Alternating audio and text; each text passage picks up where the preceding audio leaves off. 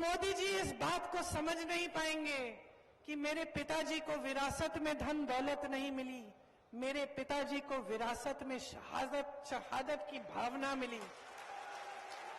आप नहीं कहा, वो कानून उन्होंने वापस तब लिए जब उत्तर प्रदेश का चुनाव आ रहा था। बहनों और भाइयों, जब चुनाव दिखने लगा तो अचानक कानून वापस ले लिए।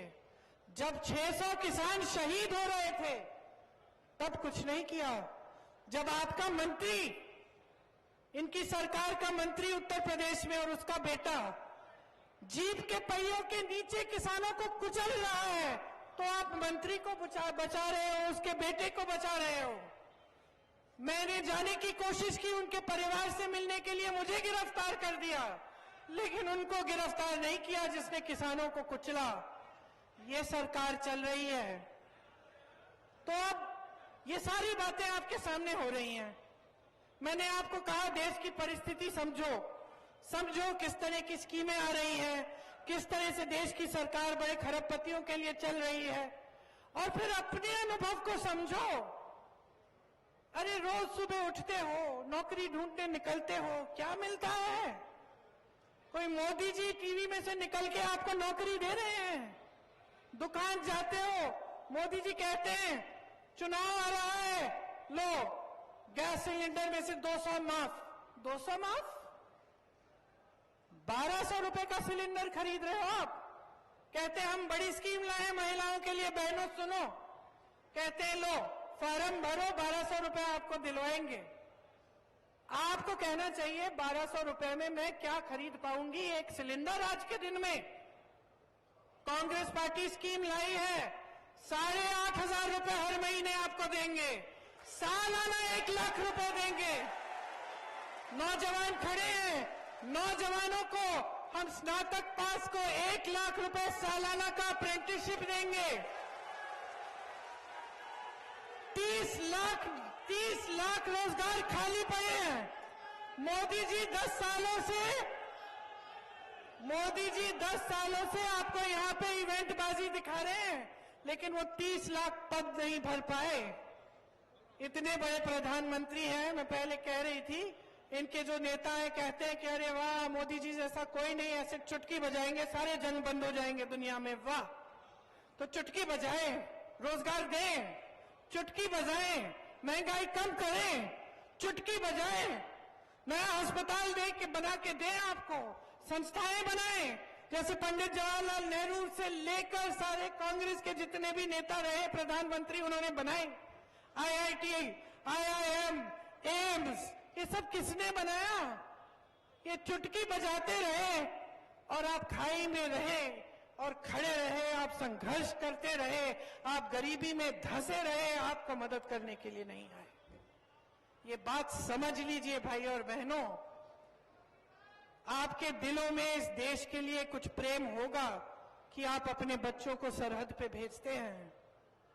एक भावना होगी देशभक्ति की, नौटंकी की नहीं जो आपके सामने ये लोग दिखाते हैं, नौटंकी की नहीं, असली देशभक्ति की भावना। मैं ज्यादा इन चीजों के बारे में बात नहीं करती, लेकिन मैं आपको बता सकती हूं कि 19 साल की उम्र में जब मैं अपने शहीद पिताजी के टुकड़े घर लाई तो मैं नाराज थी इस देश से।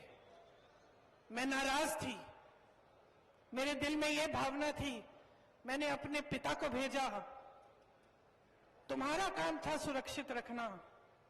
मैंने अपने पिता को हिफाजत से तुम्हारे पास भेजा और तुमने ये टुकड़े लौटा दिए मुझे, और वो टुकड़े इस झंडे में लपेटे हुए थे, देश के झंडे में।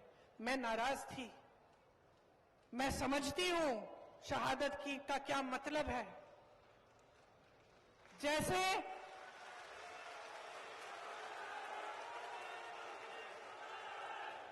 आज मैं 52 साल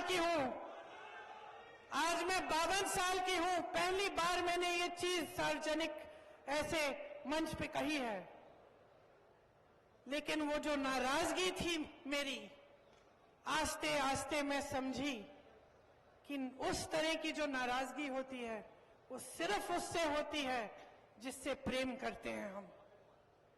मेरे देश के लिए मेरे दिल में कितना प्रेम है,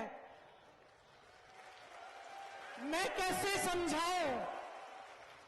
जब मोदी जी मंच पे खड़े होकर मेरे पिता को देशद्रोही बोलते हैं, जब मोदी जी कहते हैं कि मेरे पिताजी ने कोई कानून बदल दिया अपनी मां से विरासत लेने के लिए, तो मेरे दिल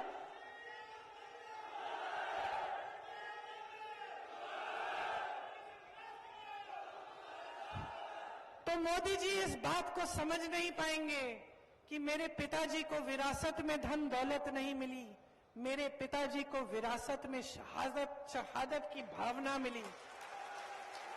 आप समझ सकते हैं, आप समझ सकते हैं। इस देश के किसान हो, इस देश की मिट्टी आपने सींची है अपने पसीने से, अपने अपने बेटे भेजे हैं सरहद पे।